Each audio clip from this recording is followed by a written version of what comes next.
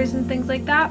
Our goddess showed me too. Hey guys, welcome back to my channel. My name is Vanessa. If you guys are new here, I feel like I'm always wearing a hat, but it's because I'm always going in the pool or the ocean. Today is Monday. Later it's like almost dinner time, but I thought I'd pick up the vlog and do a week in my life. I would do a week in my life and just show you guys just what I'm up to this week, how God is moving in my life this week, and just some things I have to do.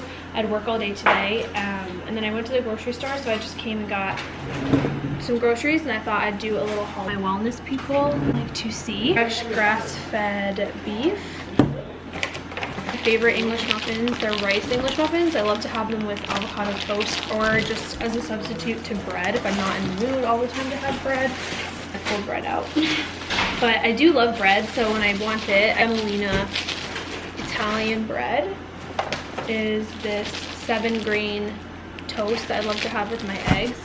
Because the place I go to is a little bit far from me, so I usually just stock up and then I put one in the freezer. I got cinnamon raisin bagels because these are so good from Whole Foods, and then I got Nick cinnamon raisin bagels because he loves those, so I thought I would just treat him to those. This green juice. I wanted to try this yogurt, which looks so good. And I've been having cappuccinos every morning, but I kind of wanted to try just making like an Americano. So I got these, and I got these before and they're really good. So I wanted to try them again, and I like the medium roast because I don't like things too strong. And this is just the rest of the things I got. Just 3 nectarines, some hummus, avocados. I got some berries for my yogurt in the mornings. Some butter. I like this brand. Some bok choy.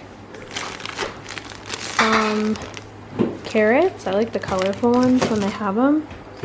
More raspberries for my smoothie.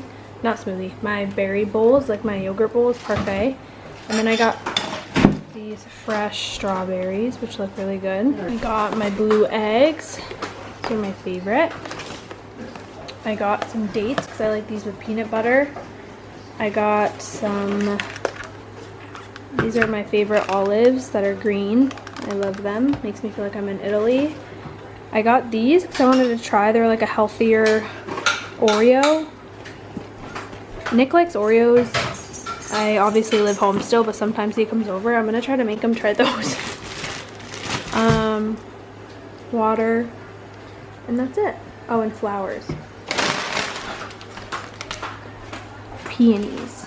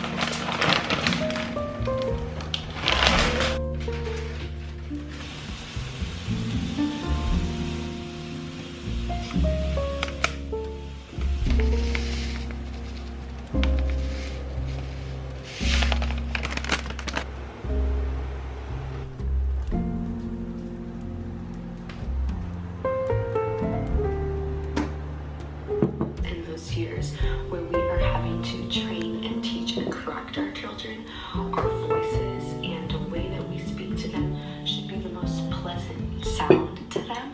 And they Good morning, you guys. It is Tuesday morning. I just made some breakfast and made my coffee for the morning. I'm going to talk to you guys just about something, open up a little bit about my life, because that's what I'm practicing, is opening up and sharing with you guys like on a deeper level things that God is doing with me, and hopefully it just shines so that you guys can feel less alone. You can feel like you are able to also be vulnerable, and also for you to know that life is not always what you think. Life is not perfect, and I feel like it's just so easy for us to be able to put a highlight reel on. So I'm trying to open up more in my videos and like tell you guys like where I'm at and stuff like that. And I know that you guys know I'm getting married in 2 months, and I just feel like the past, I don't know, I'd say like 2 years, and then specifically like 8 months, God has just been rapidly sanctifying and exposing and edifying and purifying my heart, and just like almost like showing me the worst sides of me. Like when you do walk with God, it is the best thing, but it's also very exposing. Like you can't hide anything from him because he sees you, and the only reason that he'll ever even show you anything about your heart or anything like that is because he wants to heal it, and he's doing it out of pure love. And so I don't want you to mistake it like it's a bad thing, but it is hard, and it is like something that's like super, super uncomfortable. But I always see the fruit, and I always see what he's doing through it and how he's making me the best version of myself. And so there's just things that I've not known about myself, and I've really been on a healing journey for like the past like 3 years, I'd say, which I don't like openly share. I don't tell people like, hi, I'm healing from this, but I probably should, because I am going through a lot of just childhood trauma, healing, things I didn't even know was there. And I know that it's because he's been preparing me for marriage and to be able to combine my life with someone else. And it takes a level of maturity. It takes like a level of baggage having to be worked through so that you are the best. Not that you'll ever arrive, like you're gonna obviously have problems in marriage, but like so that you're not like destructive, like you're not like basically a ticking time bomb, or you're gonna, I don't know, like so that you're not like ruining someone else's life. And God knows that's not what I want to do. I want to you know, be the best wife I can be and be emotionally mature and things like that. So I've been on a like an emotional healing journey for the past like 1.5 to 2 years, I'd say. And that's different for me because I feel like I'm definitely pretty strong in the spirit. Like I can, like I have like really good discernment. I can like, I use my gifts that the Lord's given me. I can minister, like I'm bold, like there's things like that. But when it comes to like my emotional health and maturity, I've definitely lacked in that area. And a lot of it has to do with my childhood and the way I was raised and things like that. So I actually wanted to share with you guys something that I did this morning that you guys could also do and apply to your life if it's something that you see fit. But it's really, really vulnerable. I'm like, should I share this? But I figured like I don't know, I feel like it can help people because people don't talk about these things, and I just want to talk about them because it's normal, and it's I don't know, it can make someone, just like one person, feel less alone. But this morning I was in my prayer room, and something about me is like when God is exposing me, or even sometimes when I read the Bible, I get like really, like I'll get convicted, and it's been hard for me to not feel condemned, which I know does not come from God. Like I really, really know that he doesn't condemn, but it's like hard for me not to feel bad. Like even, and when you get convicted, you should feel bad. Like you should feel a sense of like what's the word, like you should feel a sense of like sorrow, or like I don't want to do this, like I don't want to sin, I don't want to do this. That's what conviction is. It's a healthy knowledge and heart posture of this is going against God, I want to be better. And so that's like a good healthy fear of the Lord. But then there is a difference between having condemnation and guilt and shame, which comes straight from the enemy, where it's like blaming and discouragement and like self-loathing and just kind of like a down feeling. And so that's not from God. So I struggle with that. Like I think that's like where a vulnerable point for me, where the enemy tries to attack me. Anytime I get convicted by God, he tries to come in with that shame and guilt, and I always have to remind myself like this is a process, this is a journey. Like walking with God is not like a overnight process. If it was, we all wouldn't like be doing this. Like, it's just how the Lord made it. Like, we'll be edified until the day that we die and meet him, but the goal is to always be becoming more like Jesus, and we have to pick up our cross every day and follow him. And so it's a narrow path, but that's just something that I've been learning, is like, don't let the things that God is helping you move through and convicting you make you feel guilty and shameful, and just bring that to God. Like, honesty is the best form of intimacy. And I will say one thing about me, as much as I have all my flaws and all my things and all my problems, I am really honest with God. And I don't even know like where that comes from or why or how, but I do think it's because I have a hunger to want to be everything he's called me to be. And I know that you can't be that if you're not honest with yourself. There's been some seasons of my life and some things in my life like I have been, that I've avoided more and I've not wanted to be as honest with God about.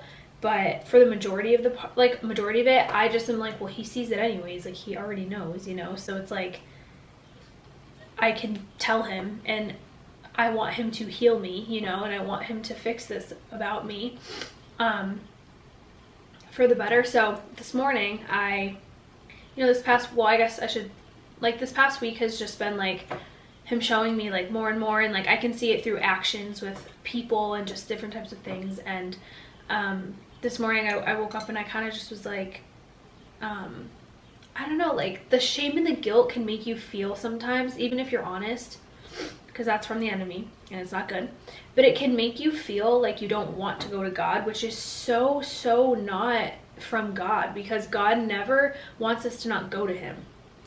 So I just sat there and I'm like, hi God, like I was just talking to him, and I'm like I don't know, I just feel like on my heart like I have to like there's just been so much you're showing me. It's so hard not to feel like low about myself. Like, there's just been so many things you're saying that like I need to work through, and it's just so, I feel like so like, I don't know. And I felt God just be like I speak to my heart and just be like, take out a piece of paper and just write down all of the things that like you've gone through in the past week, because yes, it has been a lot. And then just we're gonna like pray over them. And it was so funny. I should grab my devotional, because I opened up the first page because today's July 1st, and the first thing it said was a verse that there's no, I forget where it is in the Bible, but it was like, therefore there's no condemnation with Christ Jesus. And it was like, literally, like I knew it was God speaking to me, because I was just telling you guys how he knew that I was feeling condemned, like I was feeling like guilty and bad, because I'm moving through so many things, and sometimes I get upset and I'll say something mean to my mom, or I'll like, you know, and like or to Nick, and I'm like just going through all of this change and stuff. And so and then he just reminds me like to give myself grace, and for you to give yourself grace throughout this process. And so he like helped nourish my heart in that way. And then he was like, okay, but let's like go through the things that like write them down, because I think it was just a lot for me. Maybe he knew I needed that, so I wrote them down, and I feel to share it with you guys, which is why I was saying it's super vulnerable, because I don't know, but I know I'm not the only one who struggles with this. So something I don't talk about a lot is I struggle with anger. Like, I don't know if I've ever said that before, because you guys probably, I mean, you don't see me get angry, but I do struggle with anger. And after a lot of time with like praying and talking with people and like counseling and things like that, my anger stems from being deeply hurt. So it's like, you know that saying like hurt people. Well, like that's basically what like with me happens. Like, it's almost like a trigger thing when like someone says something to me, instead of wanting to have like compassion in that moment. Like, it's more specifically like with my parents, like living here, and I think a lot of that has to do with like childhood trauma. But it's just like I want to just it's like a defense mechanism. Like, I want to get mad about it because I saw my dad get mad about stuff growing up. It's not an excuse, but I do think that that's probably where I learned it. There's also like anger in his side of the family, which is like a stronghold that I've been breaking and working through. Like I've had deliverance and things like that. But then there's just like your flesh, like where you just want to, you know, maybe have like bad self-control or I mean, let's just be honest. Like I'm sure all of you listening have gotten angry at someone or something, or stubbed your toe and got mad, or yelled at your kid, or did something you didn't mean, or said something you didn't mean, like out of, you know. And so I'm not trying to normalize it, but it is like you're human. And so I don't want you to have like guilt and shame again. Like this is kind of what God was reminding me, like we're gonna work through this, but like this is because we're living in the world, and these are the things that I want to help you overcome and just be better at, you know. But yeah, my anger has come from like a deep hurt. Like if someone doesn't understand me, I get really upset. And so that I've worked through a lot, like the misunderstanding part, that's just a given with walking with Christ. But I think it's like, yeah, I don't know. So the Lord was just telling me how when you do have, you know, anger, so it says in the Bible that anger is not a sin. Like like anger is an emotion. Like honestly, a lot of the times the Lord's told me I'm valid. Like he would be angry too. He is angry. Like when people treat you bad, or when my dad says something to hurt me, and that's not right? Like that's not right either. Or if somebody mistreats you, that hurts God. Like he's not just saying that's like, it's not like anger is not a sin. That the emotion of anger, I mean, there's a lot of things to be angry about, right? Like people who hurt other babies and people who do things, like anger in itself isn't a sin, but anger leads to sin. And it's not wise to always be angry, because you're most likely it's gonna lead you to sin. So it says be angry but do not sin. And so I've noticed like the part where I struggle is like the not sinning part. And honestly, like also just like the spirit of offense, like you don't want to be offended all of the time, because it's just susceptible for you to be angry and want to sin. And so God just gave me some things like, you know, like walk away, come talk to me about it, remove yourself, flee from the situation, like watch your tongue, like don't just say something that you don't mean, like right when you feel like someone is doing something to you that is really hurtful, like just, you know, take a big deep breath and have more compassion towards them. Go walk away. For me, I think really just like walking away and like praying about it and like cooling down, versus like, because growing up I used to just like, if something, I was just like a fireball. Like if something bothered me, I was like, I'm giving it right back. Like that's just how I used to be. Like, and then when I got saved, like it's just been this like thing where God is like, I'm your defender. And you're not your defender. Like you don't have to defend your name, because so many people would say things about me that aren't true. And I also think it goes with patience. Like he showed me 1 Corinthians 13, like love is patient, love is kind, because sometimes I want, and like control, like sometimes I want it to be fixed right away, or I want them to know my heart right away. And that's just not true. Not everybody's going to know your heart right away. People are going to have opinions about you that aren't true. I mean, this is what I've been going through for so long, and I've always felt misunderstood. So to me, when someone would misunderstand me, especially in my family, like it's not really strangers. It's like I don't care. Like if someone who doesn't know me says something to me, it doesn't bother me because you don't know me, you know. But I think when it's like certain people that you really care about and really respect and honor their opinion, I'm just gonna be honest, like I've been working through a lot of like healing and trauma stuff with my dad, like my earthly father, and you know, just like not feeling like I had that validation, had that like approval from him. And so I'm almost like grieving that type of whatever like that is, like that healing. And so it's just because their parents didn't know how to give it to them. And so although it's not my fault, I have to learn how to navigate through that and have compassion towards my family and people who, even like my own, like mom and dad, like if they weren't able to give me what I needed, like that's okay, Jesus can give it to me. But there is like a level of healing from that. And so I'm sure I'm not the only one who's had like an emotionally absent parent. And I don't want to make my parents sound bad. I think that's something else I like don't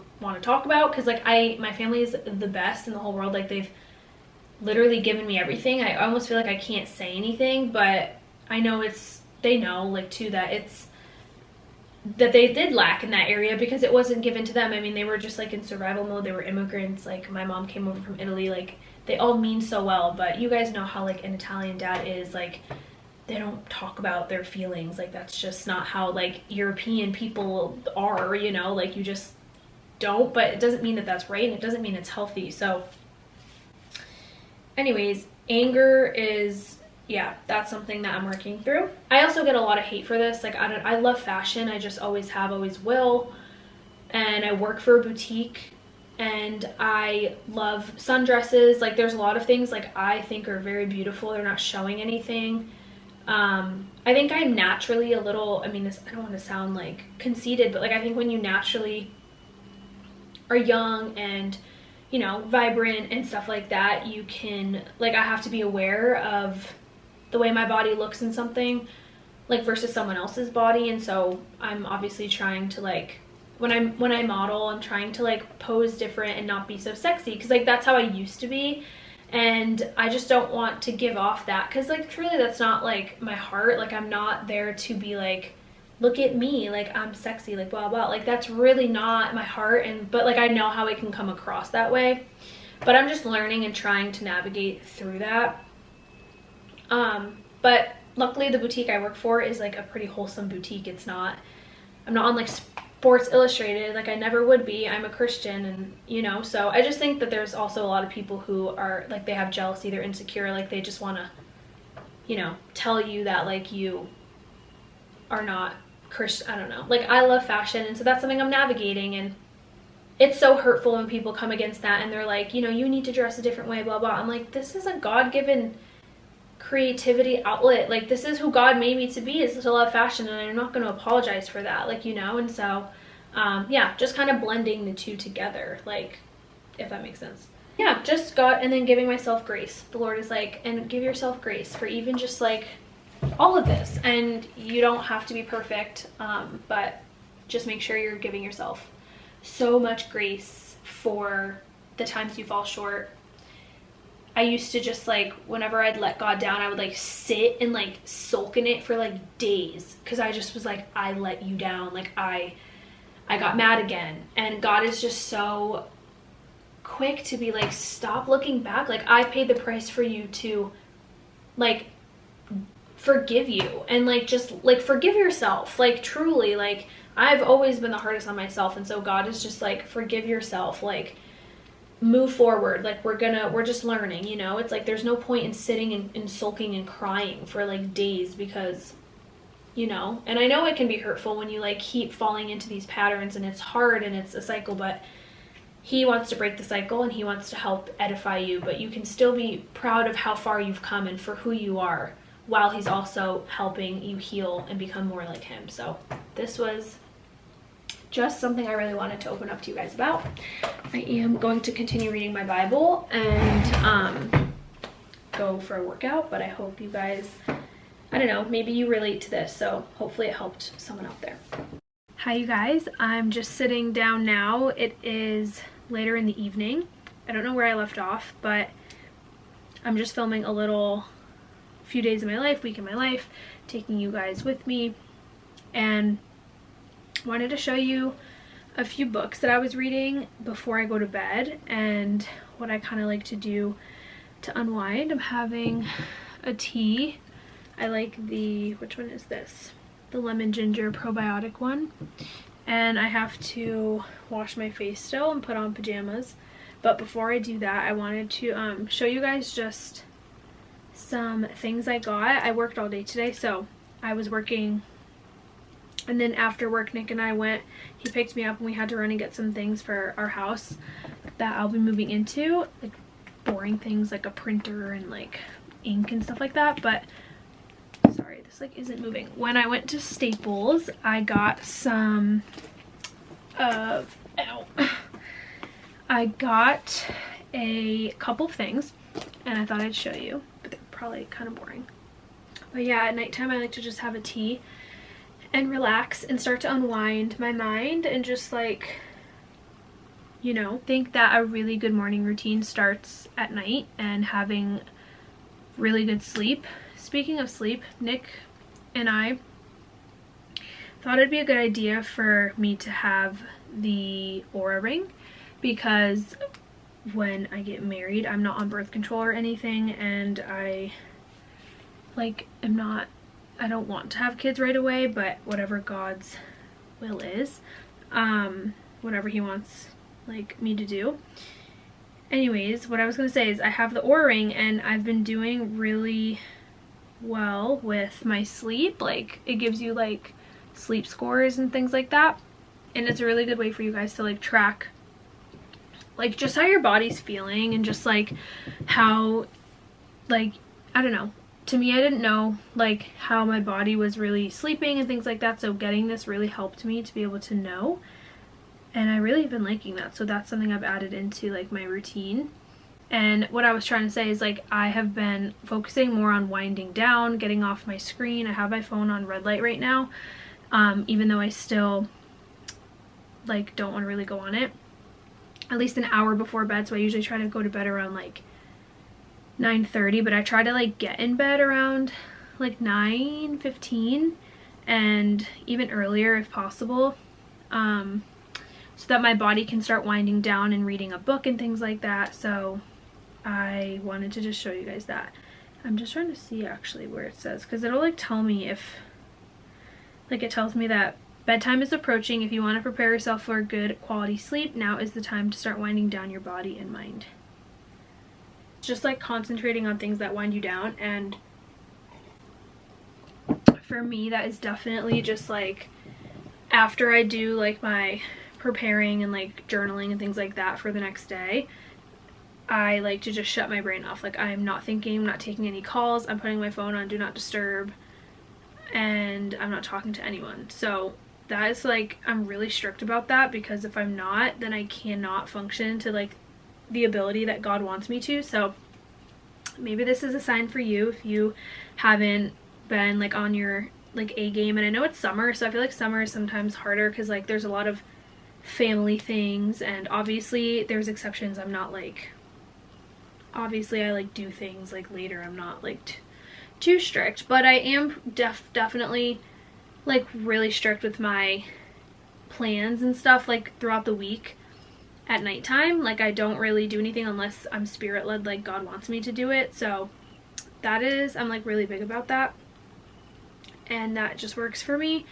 I wanted to show you guys though a couple things before I show you this book that I'm reading. But I just got some pencils, because, and these remind me of when I was in high school. Like, literally I used to use these, but I was like, I don't have any pencil. Sometimes I need to use a pencil and not a pen.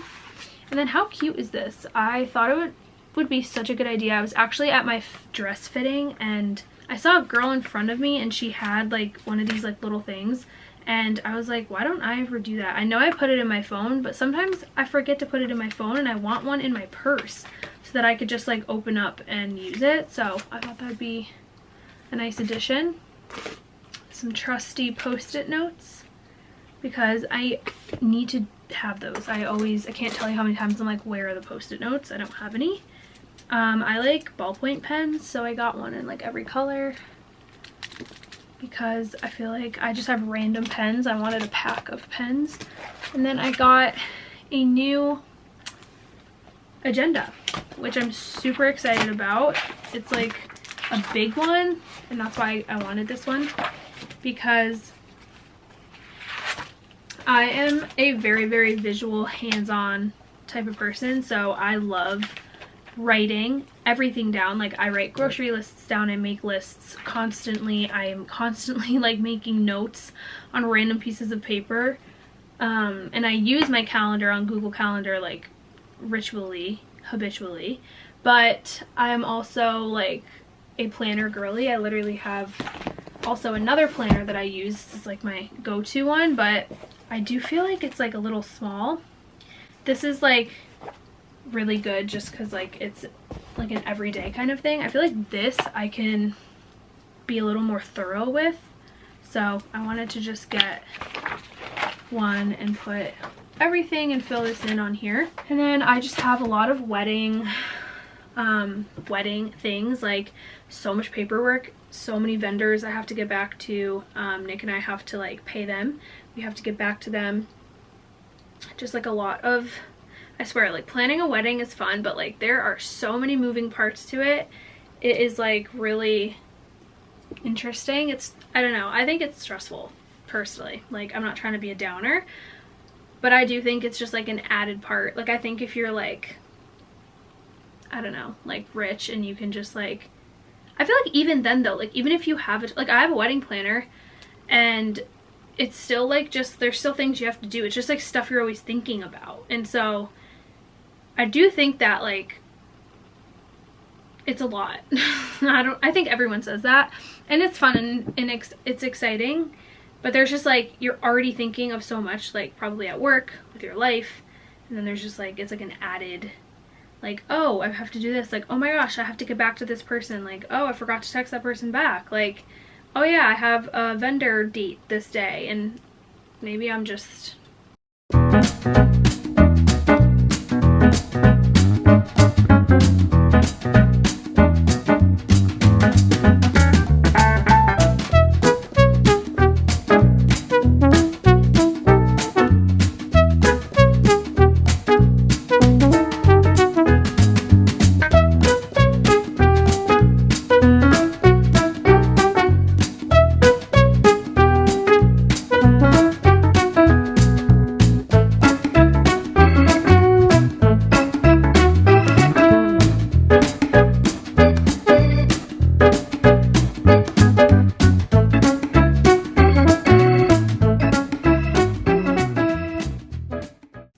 lemon water and chlorophyll and a little milk thistle, and I drink it first thing in the morning.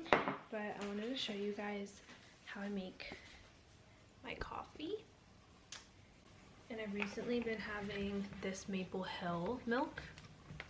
It's whole milk, which I always love, like real whole milk, and then I always add like a couple dashes of maple syrup. And then I'm going to show you what else I've been adding. This is my coffee. You just froth the milk with some maple syrup. And my favorite little touch that I have been doing is adding just like a little bit of cinnamon.